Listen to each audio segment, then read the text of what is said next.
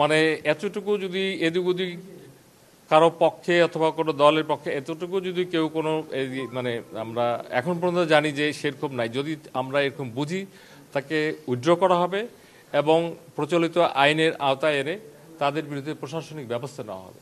এবং এই দুঃসাহস আমি মাঠ প্রশাসন বলতে যেটা বুঝি বিভাগীয় কমিশনার, ডেপুটি কমিশনার, উপজেলা নির্বাহী অফিসার, এনারা হলে ইলেকশনের সাথে জড়িত। AC line and other officers তারা ল অ্যান্ড অর্ডার হয়ে ম্যাজিস্ট্রেট হিসেবে ওই সময় পুলিশের সাথে ডিউটি করে, আর্মির সাথে ডিউটি করে। এটা হলো ম্যাজিস্ট্রেসি ডিউটি। অতএব কোনো জায়গায় এবার আমরা মনে হয় আমাদের প্রধান উপদেষ্টা যেটা বলেছেন, গতকালকেও শক্তভাবে ওনার প্রেস সেক্রেটারি আমি দেখলাম যে ব্রিফ করেছেন যে নির্বাচন নিয়ে কোনো সংশয় নেই এবং এখানে ল অ্যান্ড অর্ডার মেনটেন করতে কোনো দ্বিধাদ্বন্দ্ব নাই।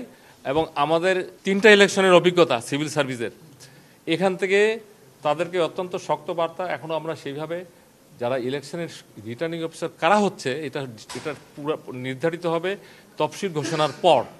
ওই সময় সরাসরি যে নির্দেশনা যাবে এর বাইরে কোনো ডিসি সাহেবরা কাজ করতে পারবে না, করবে না। এবং সকলেই দেশপ্রেমিক মানুষ, সকলেই চাই একটা মডেল, একটা আমরা কি বলবো গর্ববোধ করি এই ধরনের একটা নির্বাচন হোক।